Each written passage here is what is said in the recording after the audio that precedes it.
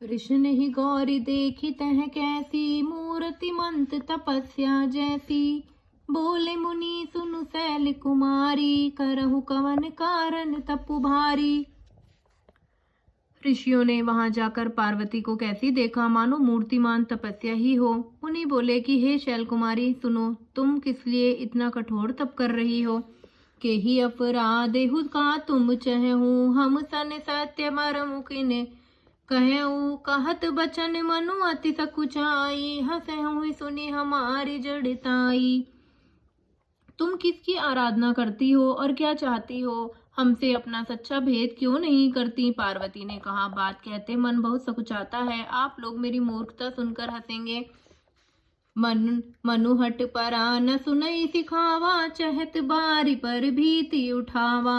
नारद कहा सत्य सोई जाना, बिनु पंख ने हम चहे उड़ाना। मन ने हट पकड़ लिया है, वह उपदेश नहीं सुनता और जल पर दीवाल उठाना चाहता है। नारद जी ने जो कह दिया उसे सत्य जानकर मैं बिना ही पाके उड़ना चाहती हूँ। देखहूँ मुनि अविवेकु हमारा, चाहे ही सदा सी वही भर तारा। हे मुनियों, आप मेरा अज्ञात तो देखिए कि मैं सदा शिव जी को ही पति बनाना चाहती हूँ। सुनत बचन बिह से ऋषे, गिरि संभव तब दे। नारद कर उपदेसु, सुनि कहूँ बसेउ किसुगे। पार्वती जी की बात सुनते ही ऋषि लोग हंस पड़े और बोले, तुम्हारा शरीर पर्वत से ही तो उत्पन्न हुआ है, भला कहो तो नारद का उपदेश सुनकर आज तक किसी का घर बसा है क्या। दक्ष सुतन उपदेश ही जाई, तिने फिरी भवनु न देखा आई। चित्र केतु कर घरुन घाला, कनक कसी पुकर पुनिय से हाला। उन्होंने जाकर दक्ष के पुत्रों को उपदेश दिया था, जिससे उन्होंने फिर लौट कर घर का मुंह नहीं देखा। चित्रकेतु के घर को नारद ने ही चौपट किया। फिर यही हाल हिरण्यकश्यपु का हुआ। नारद सिख जे सुनहि नर नारी, अब सी हो ही तजु भवनु भिखारी। मन कपटी तन सज्जन चीना, आपु सरिस सब ही चहकीना। जो स्त्री पुरुष नारद की सीख सुनते हैं वे घर बार छोड़कर अवश्य ही भिखारी हो जाते हैं। उनका मन तो कपटी है, शरीर पर सज्जनों के चिन्ह हैं, वे सभी को अपने समान बनाना चाहते हैं। तेहि के बचन मानि विश्वासा, तुम्हें चाहे पति सहज उदासा। निर्गुण नीलज कुबेश कपाली, अकुल अगेह दिगंबर व्याली।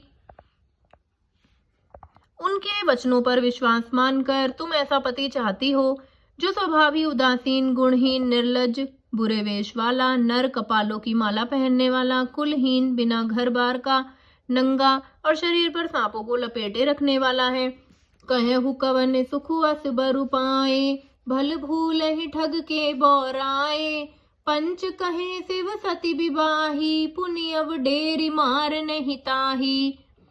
ऐसे वर के मिलने से कहो तुम्हें क्या सुख में होगा। तुम उस ठग नारद के बहकावे में आकर खूब भूली। पहले पंचों के कहने से शिव ने सती से विवाह किया था, परंतु फिर उसे त्याग कर मरवा डाला। अब सुख सोवत सोचु नहीं, भीख मागी भव खाही। सहज एकाकिनी के कभवन, कबहु किनारी खटाही। अब शिव को कोई चिंता नहीं रही, भीख मांगकर खा लेते हैं और सुख से सोते हैं। ऐसे स्वभाव से ही अकेले रहने वालों के घर भी भला क्या कभी स्त्रियां टिक सकती हैं। अजहु मानो कहा हमारा, हम तुम्हें कहु बरु नीक विचारा। अति सुंदर सुचि सुखद सुशीला, गावहि वेद जासु जस लीला। अब भी हमारा कहा मानो, हमने तुम्हारे लिए अच्छा वर विचारा है। वह बहुत ही सुंदर, पवित्र, सुखदायक और सुशील है, जिसका यश और लीला वेद गाते हैं। दूषण रहित सकल गुण राशि, श्रीपतिपुर बैकुंठ निवासी। अस बरु तुम ही मिलाऊ बुआनी, सुनत बिहसी कह बचन भवानी।